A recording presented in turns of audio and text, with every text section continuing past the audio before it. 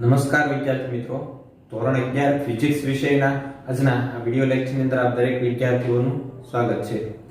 આજે આપણે ગુરુત્વાકર્ષણ ચેપ્ટરની અંદર કૃત્રિમ ઉપગ્રહો પર એની આપણે ચર્ચા કરવાની છે. આગળ આપણે કુદરતી ઉપગ્રહો વિશે તો જોઈ ગયા, બરાબર, કે પૃથ્વીના ઉપગ્રહો કયા કયા છે, બરાબર, એની અંદર આપણે એની ચર્ચા કરી. પણ હવે આજે આપણે જે વાત કરવાની છે, બરાબર, એવા ઉપગ્રહો કે જે માનવ જાતે વિકસાવેલા છે, બરાબર. તો એમાં બે પ્રકારના ઉપગ્રહો આવે છે, બરાબર. એમાંથી એક જે ઉપગ્રહ છે એ ભૂસ્થિર ઉપગ્રહ અને બીજો છે ધ્રુવી ઉપગ્રહ. ભૂસ્થિર ઉપગ્રહ અને ધ્રુવી ઉપગ્રહ, બરાબર, શું છે એની આપણે વાત કરીએ. તો એમાં સૌપ્રથમ આપણે વાત કરીશું ભૂસ્થિર ઉપગ્રહ.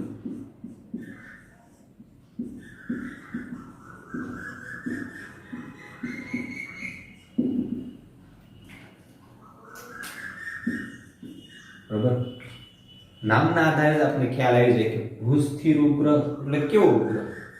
ભૂ એટલે પૃથ્વી અને સ્થિર, બરાબર, એટલે જે સ્થિર છે. પૃથ્વી પરથી આપણે જે ઉપગ્રહને જોઈએ અને જે આપણને સ્થિર દેખાય એવો જે ઉપગ્રહ છે એને આપણે ભૂસ્થિર ઉપગ્રહ કહીએ. પૃથ્વી પરથી આપણે જોઈએ તો ઉપગ્રહ કેવો દેખાય? આપણને સ્થિર દેખાય, એને આપણે ભૂસ્થિર ઉપગ્રહ કહીએ. ઉપગ્રહ તો ગતિ જ કરે છે, પણ છતાં આપણે પૃથ્વી ઉપરથી સ્થિર શા માટે દેખાય? બરાબર, કેવી રીતે દેખાય? તો આપણે ખ્યાલ છે કે પૃથ્વી છે એનો પોતાનો ધરી ભ્રમણનો સમય, બરાબર, એ અથવા તેનો આવર્તકાળ 24 કલાક છે. તો 24 કલાકમાં પોતાની ધરી ફરતે એક પરિભ્રમણ પરિભ્રમણ છે પૂરું કરે છે, બરાબર. તો હવે આ ઉપગ્રહ એવી રીતે બનાવવામાં આવે છે અથવા એવી રીતે તરતા મૂકવામાં આવે છે કે જેમનો આવર્તકાળ પણ 24 કલાકનો હોય, બરાબર.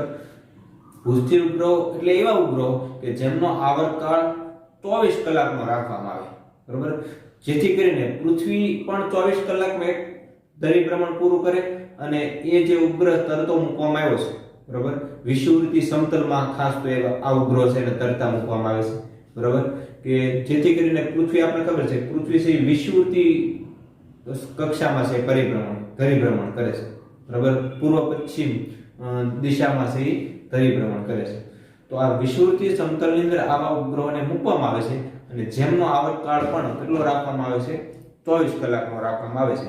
પણ બે આવર્તકાળ સરખા હોવાને કારણે બંને એક સાથે જ ગતિ કરતા હોય અથવા તો બંને સ્થિર જ હોય એવું આપણને લાગે છે, બરાબર. દાખલા તરીકે આપણે સામાન્ય ઉદાહરણ લઈએ કે બે વાહન છે, બરાબર, એક વાહનમાં આપણે બેઠા છે અને એક વાહન આપણી બાજુમાં છે, બરાબર. તો જ્યારે બંનેની ઝડપ એક સરખી જ હશે, બરાબર, બંને એક સાથે એક સમાન ઝડપથી ગતિ કરતા હોય ત્યારે આપણે બાજુમાં રહેલું વાહન એ સ્થિર લાગશે. આપણે પૃથ્વી જમીનને નહીં જોવાની, પણ આપણે ખાલી વાહનને જોવાનું, તો તમને એ વાહન છે કેવું દેખાશે? સ્થિર દેખાશે. તો તમે જે બસમાં બેઠા છો એ બસની સાપેક્ષે વાહન આપણે સ્થિર જ લાગશે. બે જો એક સરખી ઝડપે ગતિ કરતા હોય તો, એક વધારે ઝડપે ને એક ઓછું ઝડપે ગતિ કરતા હોય તો એવો આપણે અનુભવ નહીં થાય. પણ જ્યારે બંને વાહન એક સાથે ગતિ કરતા છે ત્યારે આપણે બીજું વાહન પણ આપણા વાહનની સાપેક્ષમાં કેવું દેખાય છે? સ્થિર. શા માટે? કારણ કે બેનો સાપેક્ષ વેગ મેળવો તો વેગની બાદબાકી કરો તો વેગ કેવો થાય? 0. સેમ આ જ વસ્તુ છે આ ભૂસ્થિર ઉપગ્રહને લાગુ પડે છે. એટલે કે પૃથ્વી પરથી જોઈએ તો આપણે કેવો દેખાય? સ્થિર દેખાય. એવા ઉપગ્રહ છે ને આપણે કેવો ઉપગ્રહ કહીએ? ભૂસ્થિર ઉપગ્રહ કહીએ છીએ. એને કયા સમતલમાં મૂકવામાં આવે છે? તો એને વિષુવવૃત્તીય સમતલમાં મૂકવામાં આવે છે. તો દાખલા તરીકે આ પૃથ્વી છે, આ બંને બાજુ એના ધ્રુવ આવેલા છે, દાખલા તરીકે નોર્થ સાઉથ, બરાબર. આ એના ધ્રુવો છે, ઉત્તર દક્ષિણ ધ્રુવો, બરાબર. એમાંથી પસાર થતું ધારો કે આ એક સમતલ છે જેને ધ્રુવી સમતલ કહેવામાં આવે છે અને આ પૂર્વ પશ્ચિમ દિશામાંથી પસાર થતું સમતલ, બરાબર. આ જે સમતલ છે એને કયું સમતલ કહેવાય? વિષુવવૃત્તીય સમતલ, બરાબર. અને આ સમતલની અંદર આ ઉપગ્રહો છે, ધ્રુવી ઉપગ્રહો છે ને તરતા મૂકવામાં આવેલા છે, બરાબર. પૃથ્વી આ રીતે આમ ધરીભ્રમણ કરતી હોય છે, બરાબર. ધરીભ્રમણ છે એ આ પૂર્વ પશ્ચિમ દિશાની આજુબાજુ કરતી હોય છે, બરાબર. કોની સાપેક્ષે? તો આ ધ્રુવની સાપેક્ષે, બરાબર. ધ્રુવ છે એની અક્ષ ગણાય છે અહીંયા, બરાબર. જે ધ્રુવો ઉત્તર અને દક્ષિણ ધ્રુવો છે એ અક્ષ છે, એ અક્ષની ફરતે છે ધરીભ્રમણ કરતા હોય છે. એટલે પૂર્વથી પશ્ચિમ તરફ છે ધરી ભ્રમણ કરતા હોય છે, બરાબર, પૃથ્વી. અને ઈ જે ધરી ભ્રમણ જે સમતલ છે જેને વિષુવવૃત્તીય સમતલ કહેવાય છે, આની અંદર આ ઉપગ્રહો છે, બરાબર, એને તરતા મૂકવામાં આવેલ છે. ક્યાં ઉપગ્રહ? તો ભૂસ્થિર ઉપગ્રહ, બરાબર. આગળ આપણે ધ્રુવી ઉપગ્રહ જોઈશું તો એ ધ્રુવી સમતલમાં છે. ત્યારે આપણે ભૂસ્થિર ઉપગ્રહની વાત કરીએ કે જેનો આવર્તકાળ છે, બરાબર. ખાસ આમાંથી અગત્યના મુદ્દાઓ આપણે ક્યાં યાદ રાખવાના છે? તો આવર્તકાળ કેટલો છે એનો? તો આવર્તકાળ t બરાબર 24 કલાક, બરાબર. ભૂસ્થિર ઉપગ્રહનો આવર્તકાળ છે કેટલો છે? તો t બરાબર 24 કલાક. એ કયા સમતલમાં છે ધરી ભ્રમણ પરિભ્રમણ કરે છે? તો એ વિષુવવૃત્તીય સમતલમાં પરિભ્રમણ કરે છે, બરાબર. પૃથ્વીની આસપાસ આવા ઉપગ્રહો છે એ કયા સમતલની અંદર? તો વિષુવવૃત્તીય સમતલમાં પરિભ્રમણ કરે છે. હવે આ જે ઉપગ્રહો જે આપણે તરતા મૂકવાના છે, બરાબર, ભૂસ્થિર ઉપગ્રહો જે તરતા મૂકેલા છે એ કેટલી ઊંચાઈ, પૃથ્વીની સપાટીથી કેટલી ઊંચાઈ રાખીએ આપણે તો એનો આવર્તકાળ છે 24 કલાક બને, બરાબર. પહેલા તો એ નક્કી કરવામાં આવે છે કે ભાઈ એનો આવર્તકાળ 24 કલાક આપણે રાખવો હોય તો એને કેટલી ઊંચાઈ રાખવા પડે, બરાબર, કે જેથી કરીને આપણે એનો આવર્તકાળ કેટલો મળે? 24 કલાકનો. અને એના આજે 24 કલાકનો આવર્તકાળ નક્કી કરવા માટે છે એની ઊંચાઈ છે નક્કી કરવી જરૂરી છે. એની માટે આપણી પાસે આવર્તકાળનું સૂત્ર હતું, બરાબર. એ સૂત્રનો આપણે ઉપયોગ કરીએ. ધારો કે આપણી પાસે આવર્તકાળનું સૂત્ર હતું કે t બરાબર 2π કૌંસમાં re વત્તા h એની 3/4 ઘાત છેદમાં રૂટમાં gm, બરાબર. આ સૂત્રનો ઉપયોગ કરીને તમે એની ઊંચાઈ છે મેળવી શકો. આ સૂત્ર આપણે આવર્તકાળનું આગળ જોઈ ગયા, બરાબર. તો અહીંયા તમે આવર્તકાળ છે t બરાબર 24 કલાક મૂકી દો, અહીંયા gm ની મૂલ્ય મૂકી દો, બરાબર. g પછી m એટલે પૃથ્વીનું દળ, re પૃથ્વીની ત્રિજ્યા, દરેક વેલ્યુ મૂકો તો તમને h ની કિંમત મળશે, બરાબર. તો અહીંયા આપણે re વત્તા h ને કરતા બનાવી દઈએ, બરાબર. તો re વત્તા h એની 3/4 થાય જેને આપણે કરતા બનાવીએ તો t ગુણ્યા શું થાય છે? રૂટમાં gm અને છેદમાં 2π. બે બાજુ આપણે પહેલા તો વર્ગમૂળ લઈએ, બરાબર. તો સોરી, બે બાજુ પહેલા વર્ગ લઈએ એટલે વર્ગમૂળ દૂર થઈ જાય એટલે re વત્તા h નો ઘન વચ્ચે ખાલી, બરાબર. મેં બે બાજુ વર્ગ લીધો તો વર્ગમૂળ કેન્સલ થઈ જશે, 1/2 કેન્સલ, ખાલી 3 રહેશે. અને અહીંયા બે બાજુ વર્ગ લઈશું એટલે t નો વર્ગ gm અને છેદમાં 4π નો વર્ગ થશે, બરાબર. આ re વત્તા h ના ઘનનું આપણે સૂત્ર મળ્યું. આપણે તો re વત્તા h જોઈએ છે, બરાબર. તો re વત્તા h બે બાજુ આપણે શું લઈશું? ઘનમૂળ લઈશું જેથી કરીને ઘન દૂર થઈ જાય, બરાબર. t² આ gme છેદમાં 4π² અને આખાની કેટલી ઘાત થશે? 1/3. બંને બાજુ આપણે ઘનમૂળ લીધું તો આવું આપણે સમીકરણ મળ્યું, બરાબર. re વત્તા h માટે re વત્તા h એટલે પૃથ્વીના કેન્દ્રથી અંતર, આ જે અંતર છે કેન્દ્રથી આપણે h મેળવવું હોય તો દરેકની કિંમત આપણે મૂકી દઈએ. આવર્તકાળ છે 24 કલાક મૂકી, g નું મૂલ્ય અહીં મૂકી દઈએ, બરાબર. ગુરુત્વાકર્ષણના સાર્વત્રિક અંતર m એટલે પૃથ્વીનું દળ મૂકી દઈએ, બરાબર. 4π² બધાની કિંમત મૂકી અને આપણે h ને કરતા બનાવીએ તો તમને એ ઊંચાઈ છે 35,800 કિલોમીટર જેટલી મળે છે. t બરાબર 24 કલાક માટે આ ભૂસ્થિર ઉપગ્રહ છે એની ઊંચાઈ છે આપણે 35,800 કિલોમીટર મળે છે, બરાબર. જે પૃથ્વીની ત્રિજ્યાની સરખામણીમાં ઘણી જ વધારે કહી શકાય, કારણ કે પૃથ્વીની ત્રિજ્યા આપણને ખબર છે 6600 કિલોમીટર, 6400, બરાબર. એના કરતા આ ઊંચાઈ છે ઘણી જ વધારે છે પૃથ્વીની ત્રિજ્યાની સરખામણીમાં, બરાબર. અહીંયા re ની સરખામણીમાં h છે વધારે છે એટલે h is very much greater than re. પૃથ્વીની ત્રિજ્યા કરતા ઘણી વધારે ઊંચાઈ, બરાબર. આ ઉપગ્રહને આપણે તરતા મૂકવા પડે અને ઘણી વધારે ઊંચાઈ તરતા મૂકવા માટે ખૂબ જ શક્તિશાળી રોકેટની જરૂર પડે, બરાબર. સામાન્ય રીતે આપણે એને તરતા મૂકવા માટે છે એ રોકેટ, બરાબર, રોકેટ દ્વારા છે તરતા મૂકવામાં આવશે અને શક્તિશાળી રોકેટ દ્વારા એને તરતા મૂકવામાં આવશે, કારણ કે એટલી ઊંચાઈ પ્રાપ્ત કરવી, બરાબર, એ બહુ અઘરી વસ્તુ છે. તો આ ભૂસ્થિર ઉપગ્રહ માટેની આપણે માહિતી જોઈ કે એની ઊંચાઈ છે કેટલી રાખવામાં આવે છે, બરાબર, જેથી કરીને આપણે આવર્તકાળ કેટલો મળે? 24 કલાકનો. હવે આ ભૂસ્થિર ઉપગ્રહ મૂકવાનું કંઈક કારણ છે, બરોબર. શા માટે આ ભૂસ્થિર ઉપગ્રહ, શા માટેનો આવતકાળ 24 કલાક નક્કી કરીને એને તરતા મૂકવામાં આવ્યા છે? બરોબર. તો પૃથ્વીની સપાટીથી બરોબર જેમ ઉપર જવાનું જુદા જુદા આવરણો આવેલા હોય છે. બરોબર. એમાંનું એક આવરણ આયનોસ્ફિયર. બરોબર. આયનોસ્ફિયરનું આવરણ જે છે એ ખૂબ જ ઊંચાઈએ આવેલું સૌથી દૂરનું આવરણ છે. બરોબર. અને આ આવરણમાં આપણે જે માહિતી, ખાસ તો આપણે જે ઉપગ્રહનો ઉપયોગ છે માહિતીના પ્રસારણ માટે, બરોબર, સંદેશા વ્યવહાર માટે કરતા હોઈએ છીએ. બરોબર. પછી પર્યાવરણની જાણકારી માટે, બરોબર, પછી વાતાવરણ છે, બરોબર, આ દરેક બાબત માટે છે આપણે આ ઉપગ્રહનો હાલ ઉપયોગ કરીએ છીએ. તો જે કઈ તરંગો છે અહીંથી વિદ્યુત ચુંબકીય તરંગો છે પ્રસારિત કરીએ છીએ, બરોબર, એ આયનોસ્ફિયર થી પરાવર્તિત થતા નથી. વિદ્યુત ચુંબકીય તરંગો છે આયનોસ્ફિયર જે આવરણ છે ખૂબ જ દૂર આવેલું આવરણ પૃથ્વીની સપાટીથી, બરોબર, તો ત્યાંથી પરાવર્તિત થઈ શકતા નથી, સીધે સીધા પસાર થઈ જાય. બરોબર. આપણે ખબર છે પૃથ્વી છે વક્ર છે. બરોબર. દાખલા તરીકે આ સ્થળે થી કોઈ તરંગ છે ને પ્રસારિત કરીને આપણે આ બાજુના સ્થળ પૃથ્વીની વિરુદ્ધ સાઈડ, બરોબર, કોઈ બીજા સ્થળે પહોંચાડવી માહિતી, દાખલા તરીકે પૃથ્વીની એક બાજુથી આપણે માહિતી છે ને પૃથ્વીની બીજા છેડે પહોંચાડવી અથવા તો બીજી બાજુ પહોંચાડવી હોય, બરોબર, તો સીધે સીધું તમે પ્રસારણ ન કરી શકો આ રીતે સીધે સીધું. શા માટે? કારણ કે પૃથ્વી વક્ર છે. બરોબર. જેથી કરીને આ જે વક્ર ભાગ છે એ અડચણરૂપ બને છે. તરંગ એમાંથી પસાર થઈ શકતો નથી કારણ કે વચ્ચે પૃથ્વીનો ભાગ આવી જાય છે. તો તમારે આને પ્રસારિત કરવું તો અહીંથી ફરી આ રીતે આમ પ્રસારિત કરવું પડે. પણ આ રીતે તમે પ્રસારિત કરશો તો આયનોસ્ફિયર એક આવરણ આવે છે. બરોબર. એમાંથી જ્યારે તરંગો પ્રસાર થાય છે ત્યારે એ તરંગો છે સીધે સીધા આમ પસાર થઈ જાય, અહીંથી પરાવર્તિત થઈને અહીંયા પહોંચવા જોઈએ. તો જો આપણે આ રીતે પ્રસારણ કરવું હોય તો અહીંથી તરંગો પ્રસારિત થાય, આયનોસ્ફિયર આવરણ જે છે તો ત્યાંથી પરાવર્તિત થઈને પછી બીજા સ્થળ સુધી પહોંચવા જોઈએ.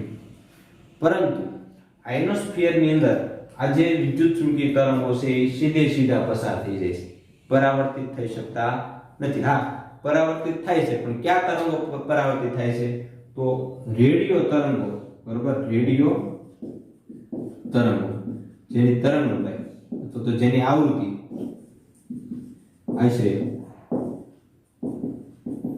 2 મેગાહર્ટ્ઝ થી 10 મેગાહર્ટ્ઝ, બરોબર, જેની આવૃત્તિ છે 2 મેગાહર્ટ્ઝ થી લઈને 10 મેગાહર્ટ્ઝ સુધીની છે આ રેડિયો તરંગો. બરોબર. માહિતીના જે રેડિયો તરંગો છે એ તરંગો છે એ આ આયનોસ્ફિયર છે એમાંથી પરાવર્તિત થઈ શકે છે. એટલે રેડિયો તરંગોની આવૃત્તિ છે એનું પ્રસારણ એક સ્થળેથી બીજા સ્થળે થઈ શકે. બરોબર. કારણ કે એમાં આ જે આયનોસ્ફિયર છે એને પરાવર્તિત કરે છે. પણ કોઈ વિડિયો સિગ્નલો હોય, બરોબર, અથવા તો ટીવીના જે સિગ્નલો છે, બરોબર, માહિતીની અંદર જે ટીવીના સિગ્નલો છે જેને આપણે વિડિયો સિગ્નલ કહીએ, જે આપણે જોઈ શકીએ છીએ, બરોબર, રેડિયો તરંગો તો ખાલી સાંભળી શકાય એવા તરંગો, પણ વિડિયો સિગ્નલો, બરોબર, ટીવીના જે સિગ્નલો છે, કોમ્પ્યુટરના જે સિગ્નલો છે, તો એને આપણે એક જગ્યાએથી બીજી જગ્યાએ પહોંચાડવા હોય તો એ આયનોસ્ફિયર એને શું કરે છે? પરાવર્તિત થવા દેતું નથી, સીધે સીધું પસાર કરે છે. એટલે આવા વિડિયો સિગ્નલો છે એના પ્રસાર માટે ખૂબ જ અગત્યના એ આ ભૂસ્થિર ઉપગ્રહો છે. ભૂસ્થિર ઉપગ્રહ છે તો આનું કામ કરે છે કે જે વિડિયો સિગ્નલો છે, બરાબર, એને એક જગ્યાએથી બીજી જગ્યાએ પહોંચાડે છે. તો એની માટે આ એક ખૂબ જ અગત્યનું ઉપગ્રહ છે. બરાબર. ભૂસ્થિર ઉપગ્રહ વિડિયો સિગ્નલો ના પ્રસારણ માટે ખૂબ જ ઉપયોગી છે. બરોબર. કે આ જે વિડિયો સિગ્નલ અથવા તો જેને આપણે ટીવીના સિગ્નલ, બરોબર, ટેલિવિઝનના સિગ્નલો કહીએ છીએ, તો એને દૂર સુધી પહોંચાડવો હોય તો આ જે આયનોસ્ફિયર દ્વારા એ પહોંચી શકતા નથી, બરોબર, આયનોસ્ફિયર એને પરાવર્તિત કરતું નથી, તો ત્યારે આ ભૂસ્થિર ઉપગ્રહ છે એ માહિતી છે એને પોતાના સુધી એકત્રિત કરે છે અને પછી એને જે સ્થળે પહોંચાડવું હોય ત્યાં પહોંચાડે છે. બરોબર. જે કામ કોણ કરે છે? આ ભૂસ્થિર ઉપગ્રહ. તો માહિતીના પ્રસારણ માટે ખૂબ જ અગત્યના એવા ભૂસ્થિર ઉપગ્રહ, બરોબર, જે ભૂસ્થિર કક્ષા એટલે કે વિષુવવૃત્તીય સમતલની અંદર આવેલા છે. અને ભારતે જે ઇનસેટ શ્રેણીના અથવા ઇનસેટ સમૂહના જે ઉપગ્રહો છે, બરોબર, જેને આપણે ઇનસેટ શ્રેણીના ઉપગ્રહો કહીએ છીએ, જે તરતા મૂકેલા છે, એ આવા ભૂસ્થિર ઉપગ્રહોનો એક સમૂહ છે. અને જે માહિતીના પ્રસારણ, દૂર પ્રસારણ કેન્દ્ર અથવા તો માહિતીના પ્રસારણ માટે ખૂબ જ ઉપયોગી એવા ઉપગ્રહો છે. બરોબર. તો આ વાત કરી આપણે ભૂસ્થિર ઉપગ્રહોની. હવે આપણે થોડીક ચર્ચા કરીએ જે ધ્રુવી ઉપગ્રહ છે, બરોબર, જે ધ્રુવી સમતલની અંદર આવેલા હોય છે, બરોબર, તેનો ઉપયોગ શેના માટે થાય, બરોબર, અને કઈ કક્ષામાં એ પરિભ્રમણ કરે છે, બરોબર.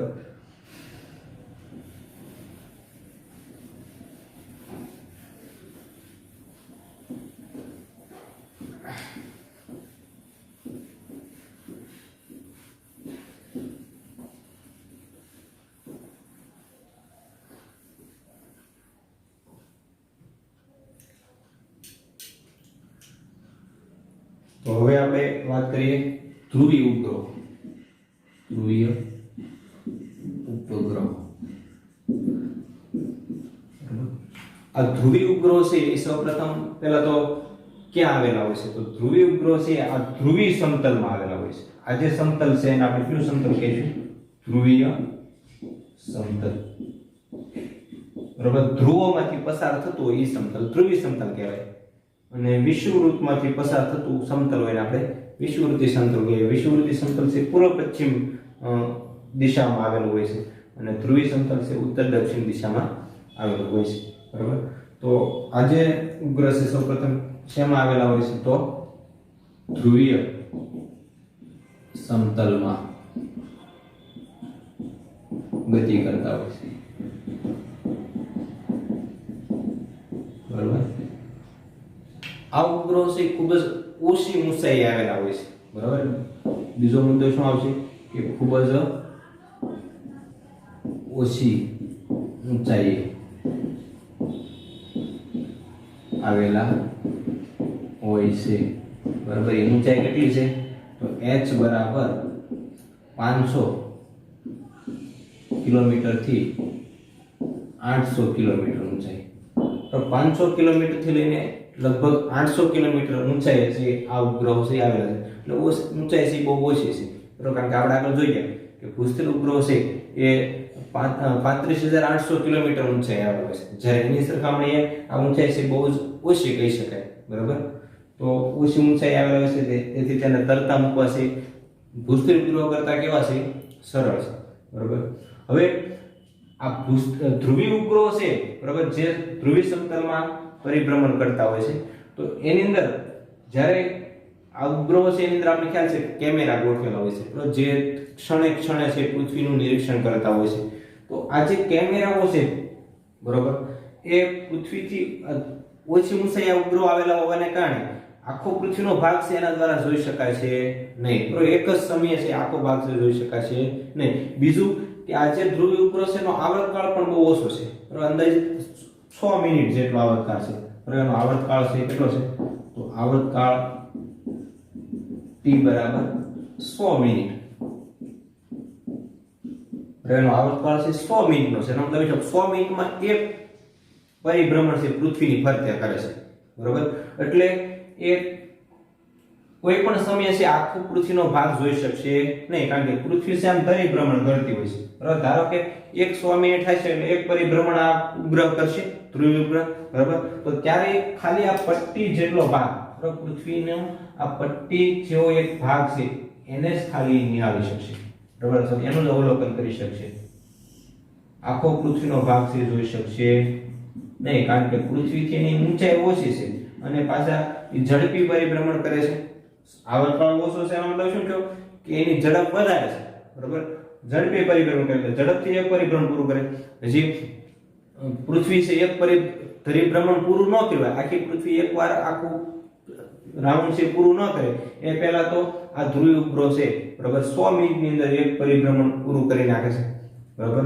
હજી પૃથ્વી દાખલા તરીકે થોડીક આમ ફરી છે, પોતાની ધરીની ફરતે થોડીક ફરે, એક પરિભ્રમણ પૂરું કરે એટલે આટલી પટ્ટી વાળો વિસ્તાર હોય છે. પછી બીજું પરિભ્રમણ પૂરું કરશે ત્યારે થોડીક પૃથ્વી આગળ ફરી ગઈ છે, બરાબર, એને ધરી છે ધરી ફરતે, એટલે હવે પછી આ પટ્ટી વાળો વિસ્તાર આગળ જતો રહેશે. એટલે એની પછીના ધ્રુવી ઉપગ્રહના પરિભ્રમણ વખતે છે આગળનો બીજો એટલો પટ્ટી વાળો ભાગ જોશે. બરાબર. બરાબર. એ સમયે આ ભાગ છે આગળ નીકળી ગયો છે, એની પછી તરત આ ભાગ જોઈ શકશે. બરાબર. ટૂંકમાં એકી સાથે આખી પૃથ્વીનું અવલોકન છે કરી શકશે નહીં. જ્યારે આ જે આગળ આપણે વાત કરી ભૂસ્તર ઉપગ્રહની, તો એક જ સમયે એક સાથે આખી પૃથ્વી શેનું નિરીક્ષણ કરી શકે, કારણ કે એક તો ઊંચાઈ વધારે છે, સ્વાભાવિક છે કે તમે કોઈ ઊંચાઈવાળા સ્થળ ઉપર છો અત્યારે, બરાબર, દાખલા તરીકે ઊંચી ટેકરી ઉપર છો, તો એ ટેકરી ઉપરથી તમે નિરીક્ષણ કરશો તો તમે ટેકરીની જેટલી ઊંચાઈ વધારે છે વધારે ભાગનું નિરીક્ષણ કરી શકશો, નીચેનો ભાગ, બરાબર. ટેકરીની ઊંચાઈ છે ઓછી છે તો ઓછો ભાગ તમે જોઈ શકશો, બરાબર. વધારે ઊંચાઈ વાળી ટેકરી છે તો વધારે ભાગ તમે જોઈ શકશો. દાખલા તરીકે માઉન્ટ એવરેસ્ટ છે તો સૌથી ઊંચામાં ઊંચું, તો ત્યાં તેની ઉપર તમે જઈને જોશો તો તમને ઘણો બધો પૃથ્વીનો વિસ્તાર તમે જોઈ શકશો. પણ એની જગ્યાએ તમે જૂનાગઢનો ડુંગર જુઓ તો એની સરખામણીમાં ઓછો વિસ્તાર છે પૃથ્વીનો જોઈ શકશો, બરાબર. એવું અહીંયા છે કે આ ધ્રુવીય ઉપગ્રહ છે ઓછી ઊંચાઈ છે એટલે એક જ સમયે એ વધારે ભાગ છે પૃથ્વીનો જોઈ શકશે ને આવો પટ્ટીવાળો વિસ્તાર, બરાબર, કારણ કે પસાર થશે ત્યારે પટ્ટી જેવી રચના છે એ જોઈ શકશે, અથવા તો પટ્ટી જેટલો વિસ્તાર છે જોઈ શકશે, કારણ કે પૃથ્વી એની સરખામણીમાં ધીમે છે પરિભ્રમણ કરે છે, બરાબર.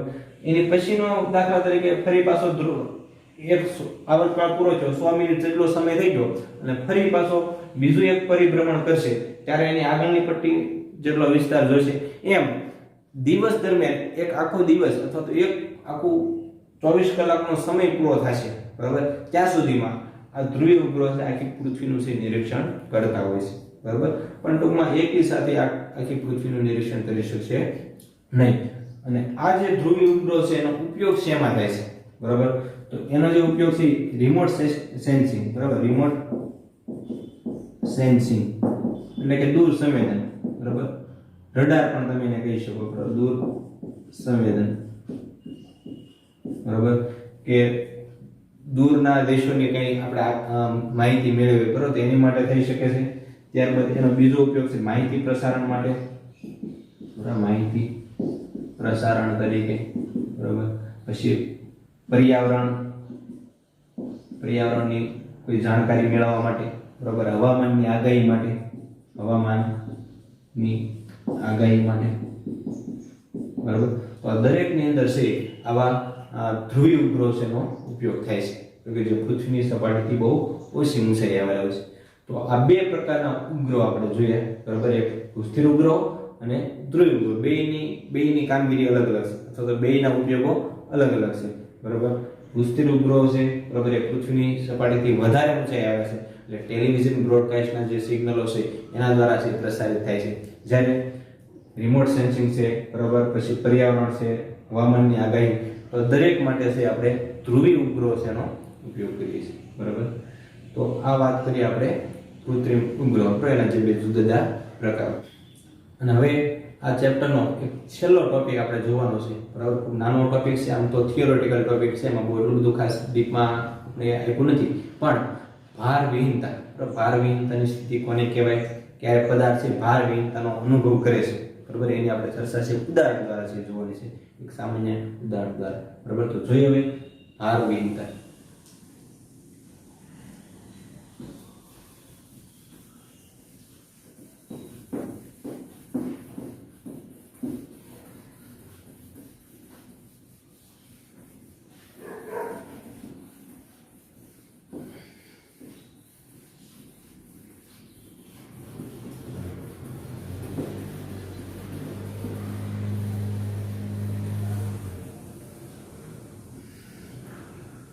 તો જોઈએ વજન વિહીનતા અથવા તો ભાર વિહીનતા, વજન વિહીનતા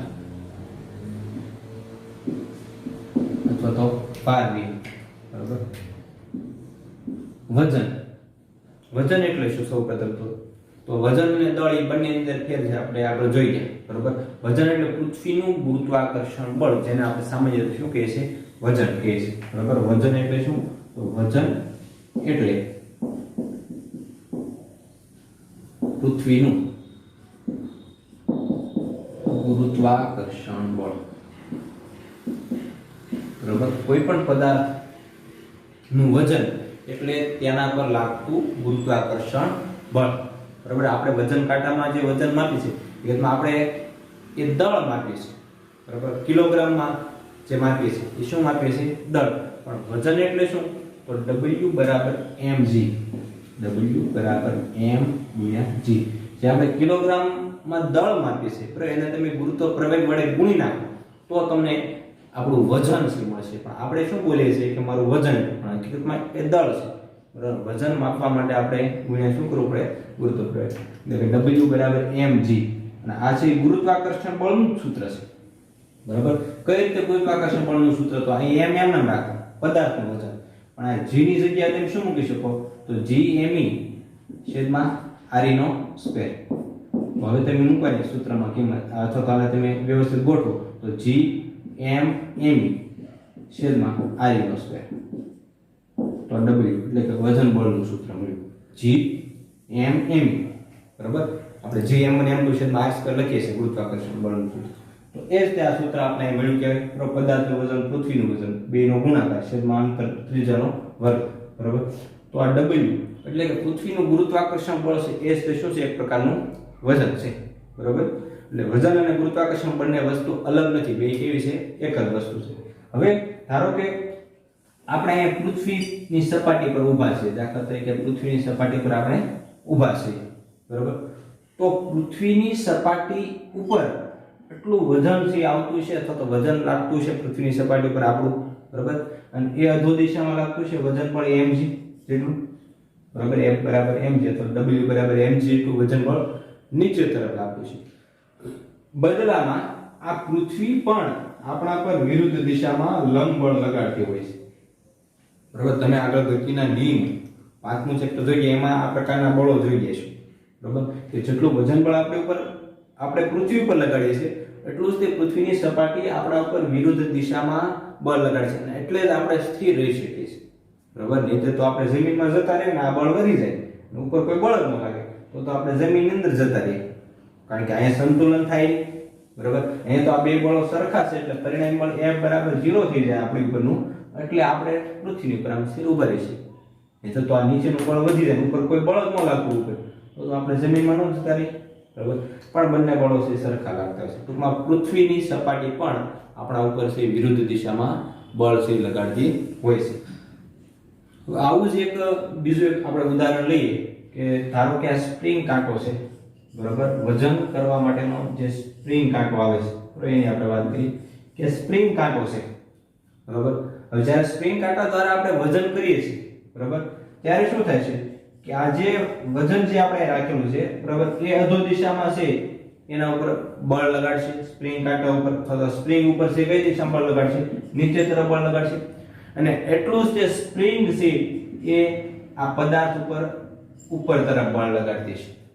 બરાબર, અને એના કારણે છે આપણે કોઈ પણ પદાર્થનું વજન છે વજન કાંટા દ્વારા માપી શકીએ, કારણ કે જેટલું વજન નીચે લાગ્યું એટલું તે આ વજન આપણે આ સ્પ્રિંગ ઉપર તરફ લાગે, અને આ સ્પ્રિંગ સાથે જોડેલો દર્શક છે એ એટલા અંક છે આગળ ચાલશે. જો સ્પ્રિંગ ખેંચાયેલી સ્થિતિમાં જ ન હોય તો અહીંયા જે સ્પ્રિંગ સાથે જોડાયેલો સ્કેલ છે શૂન્ય આવર્તન દર્શાવશે. ધારો કે સ્પ્રિંગ જે આપણે કોઈ વજન લટકાવેલું નથી તો ત્યારે અહીંયા જે સ્કેલ છે આવર્તન કેવું દર્શાવે? શૂન્ય ઉપર હોય છે. પણ સ્પ્રિંગ જેમ વધારે ખેંચાય એમ જે કાંટો દર્શક છે એ આગળ આવશે. તો એ વધારે ક્યારે ખેંચાય છે? આપણે કોઈ વજન લટકાવ્યું છે તો જેટલું વજન વધારે નીચે લટકાવ્યું છે એટલું જ તે સ્પ્રિંગ વધારે ખેંચાય છે, અને એટલું જ બળ છે ઉપર તરફ વધારે લગાડશે. બરાબર, પણ ધારો કે આપણે એવી સ્થિતિ લઈએ કે આ એ જે આપણે આ છેડો જડિત કરેલો છે એની જગ્યાએ આ છેડાને આપણે કેવો કરી નાખીએ, દાખલા તરીકે છૂટો કરી નાખીએ. બરાબર, બંને છેડા મુક્ત છે, આ છેડો મુક્ત છે અને આ છેડો મુક્ત છે. તો હવે ક્યારે સ્પ્રિંગ છે ખેંચાય છે? નહીં ખેંચાય. તો સ્પ્રિંગ છે હવે ખેંચાયેલી સ્થિતિમાં રહેશે નહીં, સ્પ્રિંગ છે સંતુલનમાં છે, સ્પ્રિંગ છે ખેંચાય છે નહીં. બરાબર, હવે તમે કોઈ પદાર્થને લટકાવશો તો આખું જે તંત્ર છે સ્પ્રિંગ અને આ પદાર્થથી બનતું તંત્ર છે સીધું ક્યાં આવશે? નીચે જ આવશે. બરાબર, એટલે હવે જે સ્થિતિ છે એ કઈ સ્થિતિ થશે? ભાર વિહીનતાની સ્થિતિ.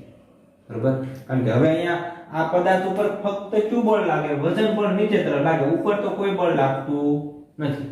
આ જે સ્થિતિ છે એને કઈ સ્થિતિ કહેવામાં આવે છે?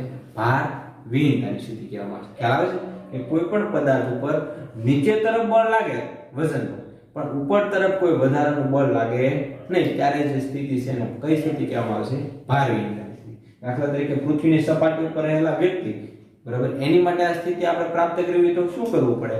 તો સપાટીથી આપણે દૂર રહેવું પડે, કારણ કે સપાટીના સંપર્કમાં રહેશું ત્યાં સુધી તો આ લંબ બળ એના ઉપર તરફ લાગવાનું છે.